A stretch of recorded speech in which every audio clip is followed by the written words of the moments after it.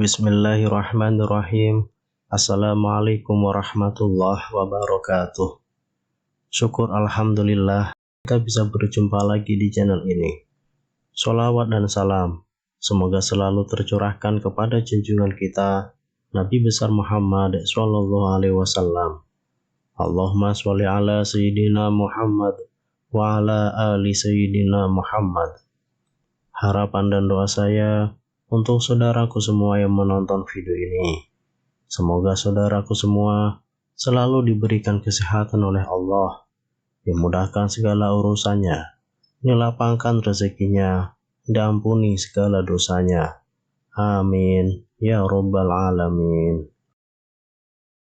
Sahabat beriman yang dirahmati Allah, ada 5 perkara yang jangan sampai perkara tersebut diceritakan kepada orang lain.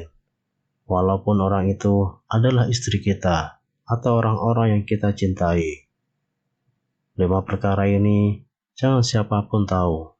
Cukuplah hanya kita dengan Allah saja yang tahu. Apa saja 5 perkara itu? Yang pertama adalah dosa kita sendiri. Islam melarang kita untuk membuka atau menceritakan aib sendiri setelah Allah menutupnya. Hal ini sesuai dengan sebuah riwayat. Rasulullah SAW bersabda, "Setiap umatku akan mendapatkan ampunan dari Allah Azza wa Jalla, kecuali al-mujahirin," yaitu semisal ada seorang laki-laki yang mengerjakan sebuah perbuatan buruk pada malam hari, kemudian ia menjumpai waktu subuh, dan Allah telah menutupi aibnya berupa perbuatan buruk. Lalu laki-laki tersebut mengatakan, "Wahai fulan, aku telah mengerjakan sebuah perbuatan buruk atau jelek ini dan itu." Maka itulah orang yang malamnya Allah telah menutup aibnya, lalu ia membuka aibnya sendiri di waktu subuh. Hadis riwayat Bukhari dan Muslim. Syekh Muhammad bin Shalih Al-Utsaimin rahimahullah mengatakan, al-mujahirin adalah orang-orang yang menunjukkan bahwa ia telah berbuat maksiat kepada Allah Azza wa Jalla. Rasul bersabda, "Setiap umatku dimaafkan, kecuali orang yang terang-terangan melakukan maksiat." Dan termasuk terang-terangan adalah seseorang yang melakukan perbuatan maksiat di malam hari. Kemudian di paginya, ia berkata, "Wahai fulan, kemarin aku telah melakukan ini dan itu." Padahal Allah telah menutupnya, dan di pagi harinya, ia membuka tutupan Allah atas dirinya. Hadis riwayat Bukhari Muslim. Maka dari itu, hendaklah kita langsung bertobat ketika melakukan kesalahan dan menutup erat aib tersebut. Kemudian yang kedua, tidak boleh menceritakan aib orang lain. Aib adalah bagian dari masa lalu setiap orang, sehingga tidak boleh disebarkan, apalagi dengan maksud menjelekkan. Allah SWT berfirman dalam Al-Quran Surah An-Nur ayat 19 tentang perintah menutup aib sesama. Sesungguhnya orang-orang yang ingin agar berita perbuatan yang amat keji itu tersiar di kalangan orang-orang yang beriman, bagi mereka azab yang pedih di dunia dan di akhirat, dan Allah mengetahui, sedang kamu tidak mengetahui. Ajaran Islam memerintahkan setiap muslim supaya menutup aib, baik aib diri sendiri maupun aib orang lain. Rasulullah SAW bersabda, "Wahai orang yang beriman dengan lisannya, tetapi tidak beriman dengan hatinya, janganlah kamu mengumpat kaum muslimin, dan janganlah membuka aib mereka. Barang siapa membuka aib saudaranya, niscaya Allah akan membuka aibnya, dan siapa yang dibuka Allah akan aibnya, niscaya Allah akan menunjukkan aibnya, meskipun dirahasiakan di lubang kendaraan."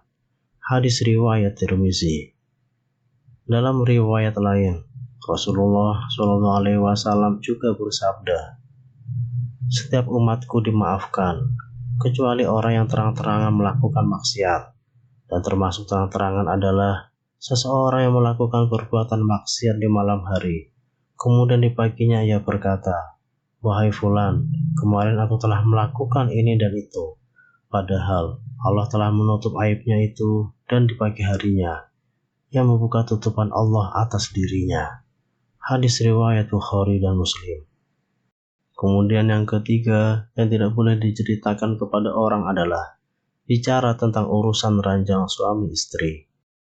Ada beberapa umat muslim yang terkadang terlalu frontal, atau mereka yang baru menikah menceritakan hubungan intim dengan pasangan, baik suami maupun istri, kepada teman terdekat mereka, hanya untuk mencairkan suasana atau bercanda saja.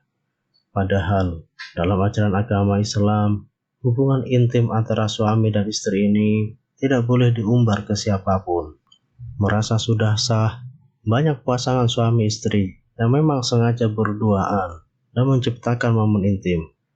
Karena sudah sah, maka tidak ada lagi fitnah serta terhindar dari zina. Karena itu, tidak jarang mereka mengumbar urusan ranjang kepada orang lain.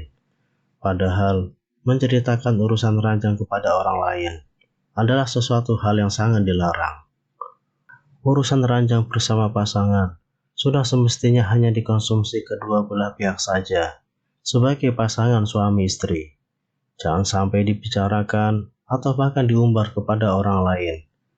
Hal ini menjadi perhatian Rasulullah bahwa perilaku itu terlarang. Rasulullah SAW pernah bersabda dari sebuah hadis yang diriwayatkan oleh Muslim berikut ini. Paling buruknya kedudukan manusia di sisi Allah nanti di akhirat adalah orang laki-laki yang berhubungan badan dengan istrinya, lalu ia menceritakan rahasianya pada orang lain.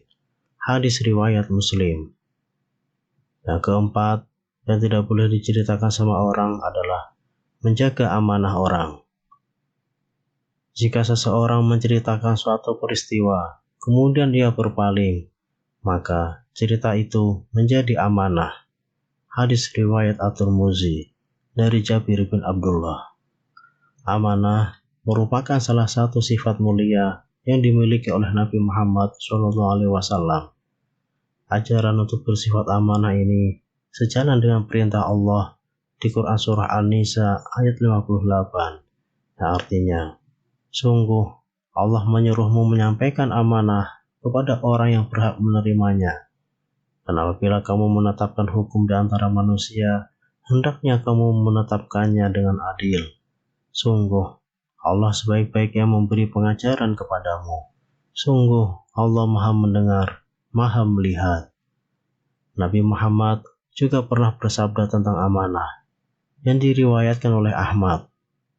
Tidak ada iman yang sempurna bagi orang yang tidak memiliki sifat amanah, dan tidak ada agama yang sempurna bagi orang yang tidak menepati janji. Lalu, apakah amanah itu? Amanah memiliki arti dipercaya atau terpercaya. Sementara itu, jika dilihat dari sisi akidah dan syariat agama, amanah adalah segala sesuatu yang harus dipertanggungjawabkan dan berkaitan dengan orang lain atau pihak lain. Amanah bisa berupa benda, pekerjaan, perkataan, ataupun kepercayaan. Maka, amanah bisa berbentuk apa aja yang nantinya akan dimintai pertanggungjawabannya. Sebagai contoh, dalam pergaulan sehari-hari, kita sering mendengar cerita dari rekan ataupun sahabat tentang diri mereka dan juga orang lain. Sadar atau tidak, sebenarnya cerita-cerita tersebut menjadi amanah buat kita. Karena dipandang sebagai amanah, itu menjadi rahasia yang harus dijaga. Setiap cerita yang sampai kepada kita, pada dasarnya semua adalah amanah. Tak hirau apakah itu benar atau salah, keduanya harus dirahasiakan. Dalam arti, tidak memberitahukan kepada orang yang tidak berhak untuk mengetahuinya. Apalagi jika cerita itu menyangkut hal yang negatif.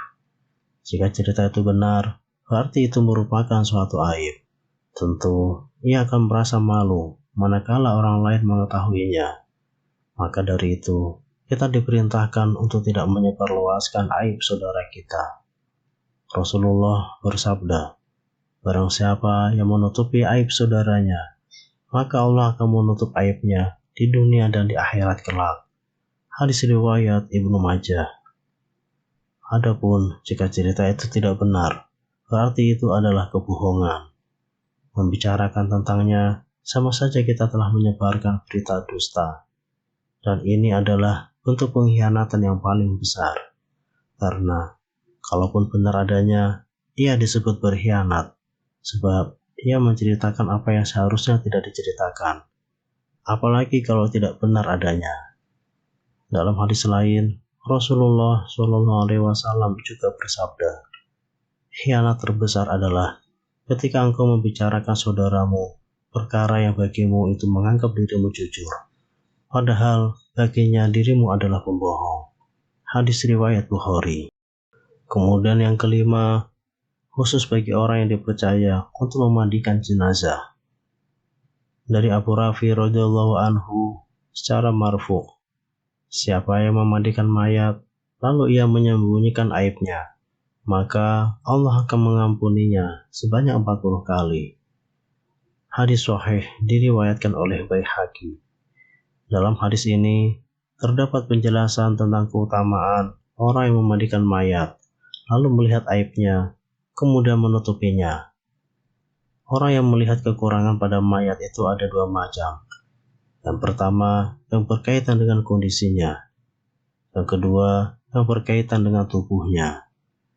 Jenis yang pertama, misalnya, jika ia melihat perubahan wajah yang menghitam dan menjadi jelek pada mayat, maka ini bisa jadi merupakan tanda su'ul khotimah. Kita mohon kepada Allah untuk keselamatan darinya. Maka dia tidak boleh menceritakan kepada orang lain bahwa aku telah melihat orang ini dalam kondisi seperti ini, karena ini berarti mengungkap aibnya, sementara orang itu telah pergi menghadap Rabb-nya, dan Allah akan memberinya balasan yang pantas dan adil, atau maaf atas karunia-Nya. Dan yang kedua, seperti jika ia melihat cacat di punggung mayat yang selama hidupnya ia tutupi dari orang lain, maka orang yang menutupinya saat kematiannya mendapatkan pahala ampunan yang besar sebanyak 40 kali. Demikianlah mengenai 5 hal yang tidak boleh diceritakan kepada orang lain. Wallahu a'lam. Wassalamualaikum warahmatullahi wabarakatuh.